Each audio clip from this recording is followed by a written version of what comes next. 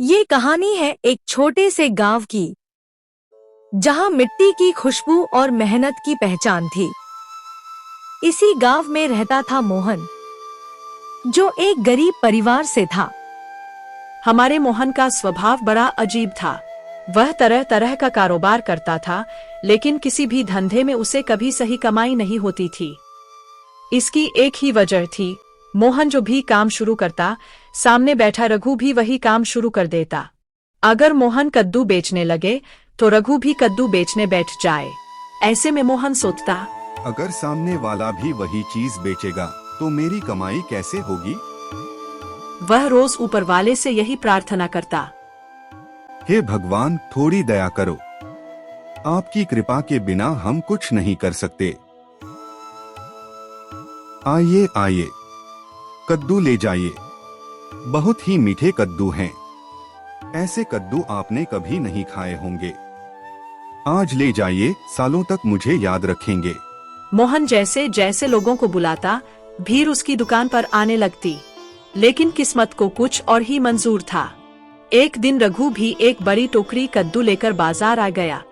आइए चाचा चाची, मेरे कद्दू खाइए, मुंह में जाते ही स्वाद फैल जाएगा। घर में सब्जी बनेगी तो सब खुश हो जाएंगे। धीरे धीरे मोहन के सारे ग्राहक रघु की दुकान पर जाने लगे।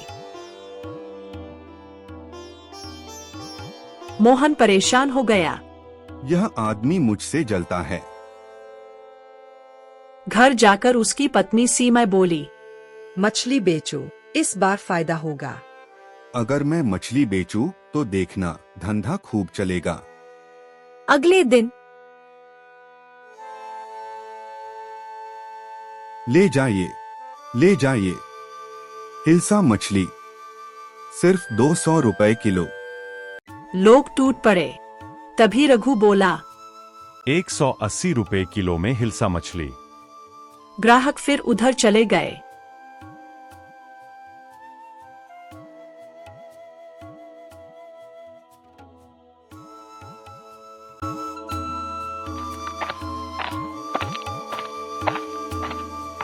मोहन गुस्से में बोला, मैंने तेरा क्या बिगाड़ा है? हर बार मेरा ही धंधा क्यों खराब करता है? रघु हंसकर बोला, मैं पागल नहीं हूँ। आज के बाद तू बाजार में दिखेगा भी नहीं। मोहन टूट गया। रात को सीमा बोली, मेरे दिमाग में एक उपाय है। अगर ये कर लिया तो रघु हमेशा के लिए भाग जाएगा। क्या उपाय? सीमा ने कान में कुछ कहा।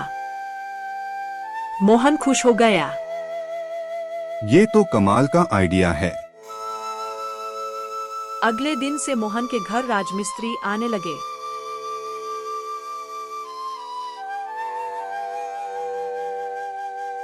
कुछ ही दिनों में एक बहुत ऊंचा और मजबूत छप्पर तैयार हो गया। अब समझो, काम हो गया। अब हमारी सारी परेशानियां खत्म होंगी। एक रात मोहन ढेर सारी बकरियां लेकर आया और उन्हें उस छप्पर में रख दिया।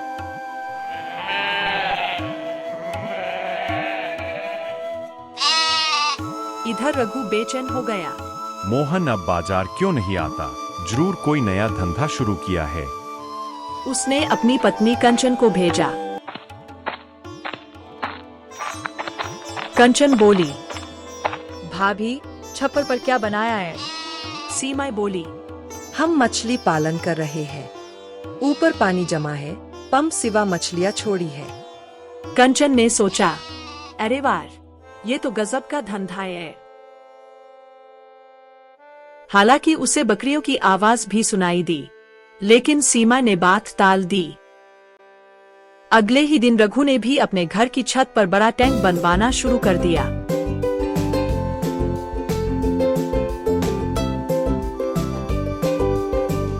उसमें पानी भरकर ढेर सारी मछलियां डाल दी। वह खुश होकर बोला, अब तो हम लखपति बनेंगे। कुछ दिनों बाद रघु के घर की दीवारें भीगने लगीं। छत से पानी टपकने लगा।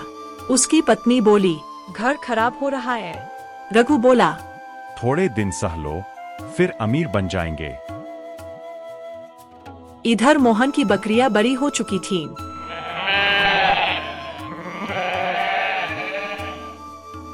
वह उन्हें बाजार ले गया और एक एक करके बेच दिया।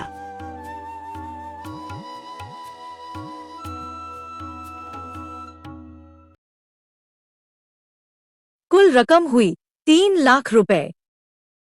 मोहन हाथ जोड़कर बोला। हे भगवान, आपका लाख लाख धन्यवाद। उधर रघु के घर की छत बैठ गई। पूरा घर पानी से भर गया। मोहन बोला। मैंने कभी मछली नहीं पाली, मैं तो बकरियां पाल रहा था। ये सब मेरी पत्नी की समझदारी थी। लोग कहने लगे। नकल का नतीजा यही होता है। रघु शर्म से सिर झुका लेता है। सीख, दूसरों की नकल करके नहीं, अक्ल और मेहनत से ही इंसान आगे बढ़ता है।